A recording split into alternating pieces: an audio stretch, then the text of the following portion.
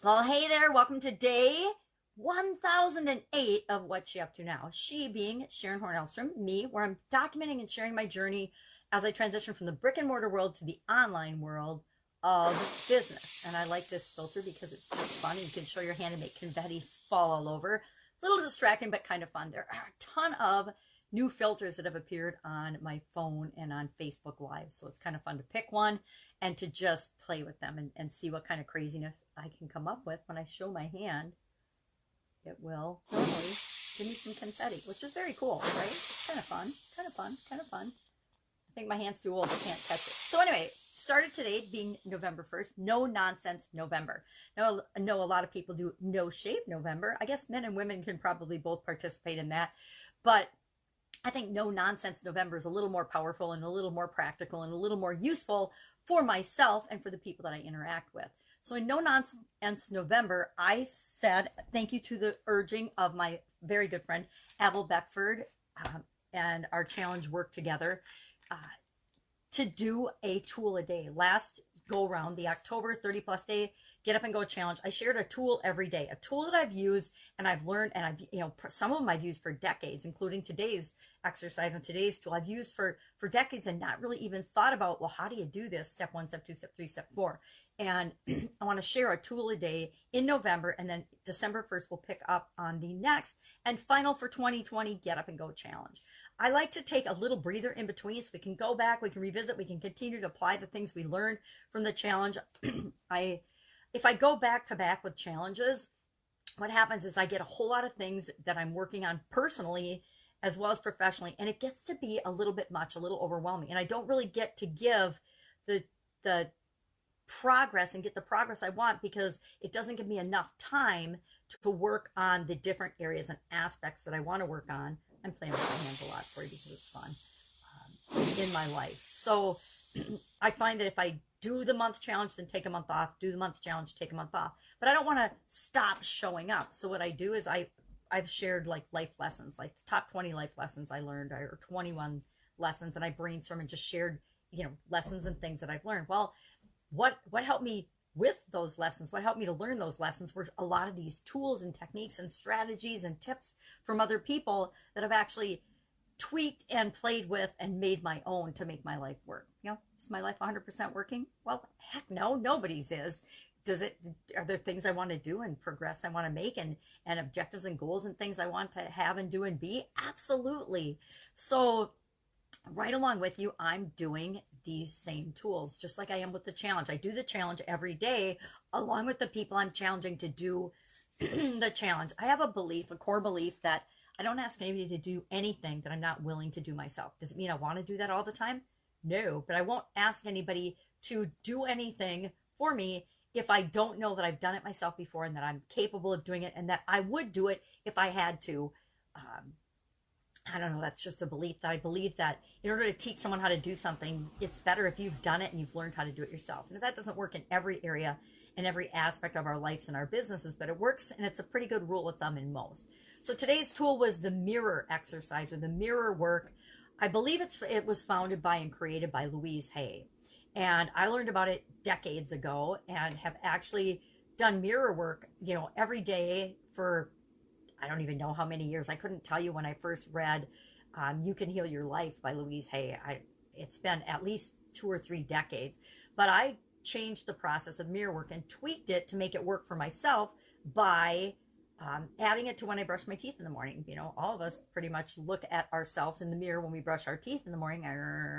And while I'm brushing my teeth, I like to play with the hand thing. I actually do affirmations. I recite affirmations, and I learned that technique, that strategy from Louise Hay over and over and over again. So every morning for decades, I have used affirmations and mirror work to positively impact my life. So I wanted to share that tool with other people in our day 1 no nonsense November. Just no nonsense November. So the 1st to the 30th, I will do a tool. I'll share another tool every single day about and how I've tweaked it and used it, what it is, how it should be used. Like I shared the 6 steps to doing mirror work. And I got it from someone else because I've never actually sat down and thought about the 6 steps. I am going to pick up uh, Louise Hay's 21-day, it's like a 21-day challenge, right? It's a 21-day process to use mirror work in your life. I have never read that book of hers.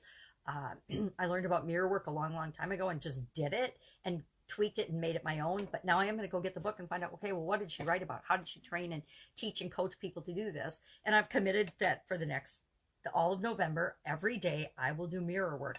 And I'll probably add a couple of sessions, at least one a week, where I follow the steps of how it's recommended, the 6 steps, and sit down somewhere besides my brushing my teeth bathroom mirror in the morning and actually do the work, do this, and keep it by itself and isolate it. And hey, this is the 5 to 10 minutes or whatever that I'm going to actually dedicate to just doing and delving into and learning more and seeing if I can't take it to the next level in understanding myself better and showing up better for people.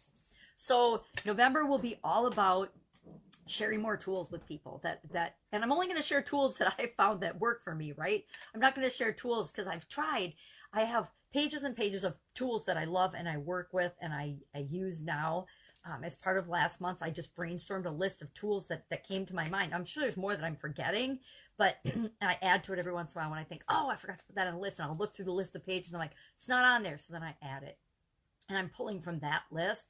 But as other things come up, I will add them as well, and things that trigger that, oh my gosh, I did that 15 years ago and haven't done it since, but let me try it again and see if it gives me positive benefits and moves me toward what I want. If I feel like I'm making progress, SOAP framework, sound familiar? Then I can add that and share it and remind myself that I have that tool in my toolbox and I just forgot about it.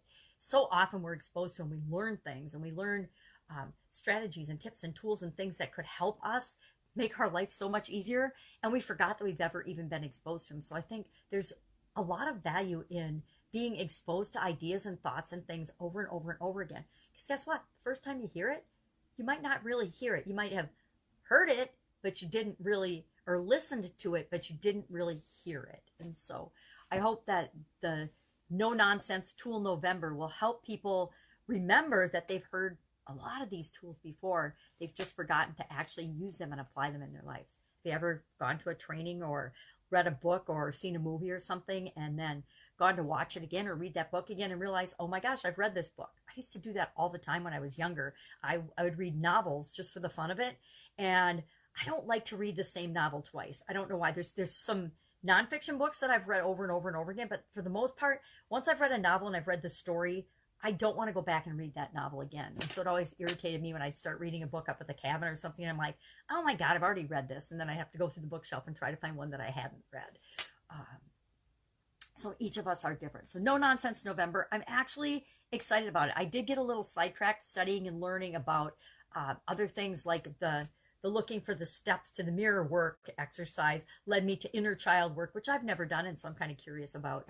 And so I'm going to have to be a little careful as I'm looking into finding better ways of presenting the tools instead of just the way I use them, to not get sidetracked and down too many rabbit holes of learning more things. Although I found it really valuable to get, okay, here's the 6 steps to doing mirror work. I think that's helpful to most people to say, okay, step 1, step 2, step 3, step 4. Now you'll notice it's the same process we use for pretty much everything, right? Number 1, you got to commit or decide that you're going to do something. Number 2, you need to set aside the time and the energy to do it. Once you commit, you have to say, okay, well, how am I going to fit this into my life and my schedule? Because we're all busy, right? We're already busy. Our hands are full of stuff and full of so many activities already. We have to prioritize and make time for that. Step 3, we have to understand the workings and how we use the process. Then we actually have to do it and try it and see how it works for us. And then we have to tweak it and make it our own. And then we want to capture the lessons that we learn from the activity, right? That's pretty much the same. We do everything, right? That's how we do it, achieve, and acquire everything in our lives. So fun challenge today was just to draw our face on a dollar bill instead of President George Washington. You can just sketch out a dollar bill, or you could actually draw it in of course, the do one fun thing every day journal book. There's a dollar bill sketched out where you could just draw your face. They blanked out the face, but that was just our fun challenge today. So if you were on a monetary thing, what would your face look like? So I sketched a little funny stick drawing of my face. That was our fun challenge today. supersize your business. And my idiom for today was get out of my face. So that was kind of a fun one. I don't know that I've ever, but probably, maybe I told my ex-husband to get out of my face. I don't know. Probably told him to F off more than I told him to get out of my face. But we all have interactions with people, and it was about actually thinking about and considering the interactions we have with people versus just responding. And that's very important to do. So those are the things I'm working on. I am committing to doing a challenge summit early 2021. So I will start pulling the pieces and putting the pieces together to do that summit, because I think it's time. It's been so many people doing challenges. I think it'd be really fun and really powerful to bring people on that have, number one, faced different challenges, but how they've overcome it and their process. Also to have people that lead other people through challenges, and the power and the experiences that they've had. I think that would make a fun and good summit. Love to hear your comments about that down below. Do you think, yeah, that's stupid? Nobody wants a summit challenge, or nobody wants a challenge summit. Nobody cares about that. But guess what? There are people that care about it. Me and a couple of the other people that want to participate in it already care about it. So look for that. I could do a summit like everybody else does. I did one in 2019, early 2019. I did a women business owners summit about customers. How do you get more customers wherever you are in your business, and how do you, because customers are always the number one thing people want when they're running any kind of business, not just women, but anybody. So I did a summit on that, and it was fun. And so I think we'll do one for challenges. I was going to do it this year, but this year's been so weird that it didn't feel like a summit on challenges made sense, although everybody's facing challenges, right, and change. All right, that's it. That's all I've got today. Go out, have an absolutely fun, amazing day. If I can help in any way, ask in the comments below. Curious about challenges or the Challenge Summit, ask about that as well. Have a great day, and I will, of course, be with you tomorrow. Bye. I want one more hand, Betty.